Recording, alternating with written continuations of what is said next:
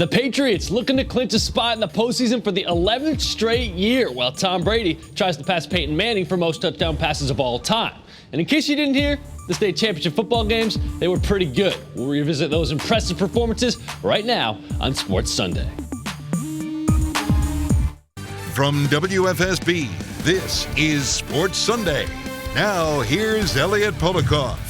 Hello and welcome to another edition of Sports Sunday, only here on Channel 3. We're glad you're joining us tonight. I'm Elliot Polikoff. We're also going to check in on the Hartford Athletic, and as Eli Manning played his last game at MetLife Stadium. But we're going to begin with a team that is dominating all the headlines for all sorts of reasons. I'm talking the New England Patriots. First, you throw in a 2-game losing streak, and then you add in Spygate 2. And it's already been an eventful week for New England before today's game even kicked off against Cincinnati. But the Bengals? Nah, there's no way the Pats would have any issues with Cincy. The division title, home field advantage, there's just too much on the line, right? Plus, no offense, Pats fans, but losing to a team like the Bengals after all this news about filming the team last week, that would be pretty embarrassing. New England gets off to a good start, though, thanks to James White going 23 yards to pay dirt, but that Patriots defense, it did not follow the offense's lead. Cincinnati responded by marching right down the field and answering with a score of their own, 7-7 game, and the Pats only led by 3 at the half. Third quarter, New England gets to do a little bit of a rhythm. Tom Brady finding the rookie N'Keal Harry for the 7-yard touchdown, 20-10, Pats on top. And then that Patriots defense finally starts to show up. Stephon Gilmore already had one interception. He snags another, and he takes it 64 yards the other way. That will break things wide open, 27-10. New England making their presence felt on both sides of the ball and really doing what they should be doing to a 1-12 team. Two-score game in the fourth. Rex Burkhead putting this one on ice. What a run. 33 yards, dukes a couple of Bengals defenders. And it took a little while, but New England wins big, 34-13. Tom Brady threw 2 touchdown passes. He is still one behind Peyton Manning for most all time. But the big story of the day was the defense. 4 interceptions, including 2 by Stephon Gilmore.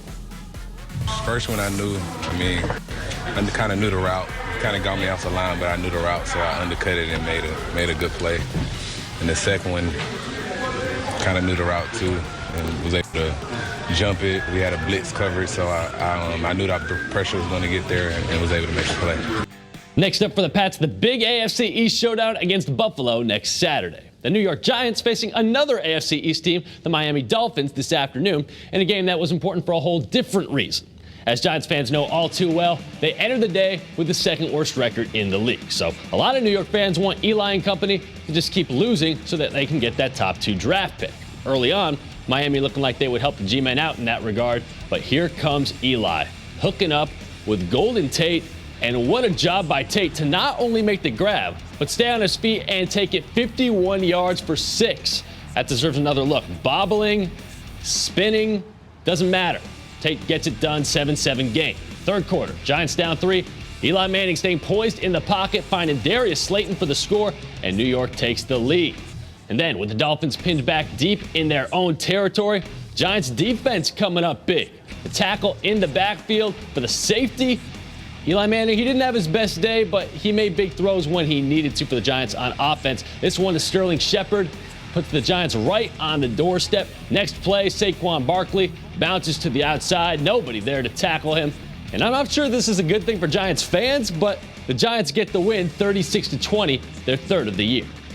The team was obviously needed a win, just for morale and to kind of keep things going, and it's just tough. But today, we obviously were able to put it all together. Defense played great offensively, ran the ball well, hit enough big plays in the passing game, did enough good things. Giants at the Redskins next Sunday. Taking a look at some of the other notable games around the NFL. The final Raiders game in Oakland, one to forget for Raider Nation. Jacksonville takes the lead with under a minute to go on the touchdown pass from Gardner Minshew to Chris Conley. Derek Carr's Hail Mary heave as time expires. No good. John Gruden can't get to Las Vegas quick enough. Staying in the Bay Area, wild finish to the 49ers-Falcons game. 5 seconds left. Atlanta down 5, and it looks like Julio Jones comes up just short of the goal line with the Falcons out of timeouts. But on replay, Julio breaking that plane, and the 49ers lose a heartbreaker 29-22. So clearly, we're in the thick of football season right now, but it's also never too early to start thinking about the other kind of football, especially when you're a team like the Hartford Athletic that's starting a new regime this upcoming season. The The Athletic hosting open tryouts today, and to say a lot of people showed up, that would be an understatement. There were scrimmages going on all over the Farmington Sports Arena, and this is the first chance new Athletic head coach Roddy Jaidi has gotten to see what the local soccer scene is like in the Nutmeg State. It's also a chance for some standout local young players, like Alfonso Vasquez, to show what he can do. Vasquez is still a senior at Windham High School, but he's just wrapping up a prep career where he became Connecticut's all-time leading goal scorer. There's a goal right there by him, and the chance to potentially follow up a high school career with a pro contract. It's exciting. My goal is to try to play for this team actually and then move forward. My parents just keep telling me to don't give up, and that's it. Alfonso is one of the players that struck my eyes, and I think, he has potential. There is area to improve on, and I see the opportunity in him. So he could be a heart for the athletic future. And this is what all about, as I said. This opportunity, for the local and for the local boys. Any soccer enthusiasts that feel like they missed out on this experience earlier today, don't worry about it. There's going to be a few more chances to make the Athletic in the near future. We're not even close to being done with this edition of Sports Sunday. When we return, we're going to take a look at the best moments from this weekend's state title games. And man, there were a lot to choose from. Newtown fans, I think there's one in particular that might come to mind. All that straight ahead. You're watching Sports Sunday on Channel 3. Welcome back to Sports Sunday. I'm Elliot Polikoff. The fall sports season officially in the books. And man, Championship Saturday in football did not disappoint. Record-setting offensive performances, last-second wins, all that more than made up for all these games taking place basically in the twilight zone. Talking about the fog. More on that in a minute. First, the game that everyone wanted to see in Class L. Top-seeded St. Joe's taking on second-seeded Daniel Hand. The two top-ranked teams in the state playing a game that went down to the wire. In the end, though, the Cadets outlast the Tigers 17-13 for their third straight state title in 3 different classes, no less. These guys definitely earned the top spot in the state. But our kids, they wanted this since day one. They played as hard as they can. We were relentless all day on both sides of the ball. And we had Jaden. I think Jaden's the difference on offense. We did Class S, Class M, Class L. We came out and balled. Dog fight. We did our thing. It's been a great career for me. Going to the state finals 4 times and winning 3-peating. This is just awesome. From a team that's very used to winning state titles to a team that has never won one. The Weston Trojans scored on the very first play of the game against Killingley and never looked back en route to a 27-6 win. They get that Class M title finally, and this is a Trojans team that outscored its opponents 113-12 in the postseason. They were on a mission to bring a banner back to Weston, and now they can say they did it. It means everything. I've been working 4 years in high school, man. I started the second year I could play, and in youth we had 1 win for all of our youth years. We were terrible. Then we got into high school and we worked hard, and it's incredible. It's surreal, honestly. I can't explain it. So we're taking a look at the Class L and Class M games that took place out in New Britain. Now it's time to shift our attention to the games that were played out in Trumbull. 2 thrillers that played out in 2 very different ways. In Class S, high-flying Bloomfield looking to cap off an unbeaten year with a win over Sheehan in the title game. Warhawks get on the board first. Darren Bryden to a wide-open Anthony Simpson for the 22-yard score, 7-0 Bloomfield.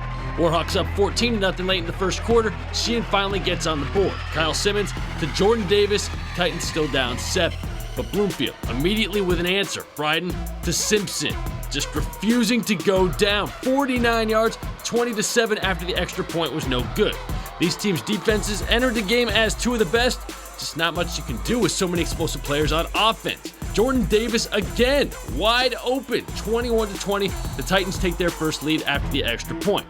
Then Anthony Simpson gives Bloomfield the lead right back. He had 10 catches for 174 yards. But right before the half, Kyle Simmons put Sheehan on top on the quarterback keeper, 28-27, and we still got a whole other half of football.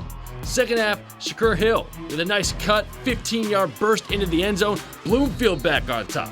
But the Warhawks had no answer for Jordan Davis, only had 4 catches, but they went for 186 yards and 3 touchdowns. He added another touchdown on the ground as the Titans erupt in the second half to win it 64-33, their first state title since 1985. we made playoffs the last 2 years before this, and we're like, nah, we're sick of just being mediocre and making the playoffs. We want that ring, and through the year that was in the back of our head, and we're here. This is SEC football, and we're something legit here. Sheer football is legit. We knew that we had the talent to do it.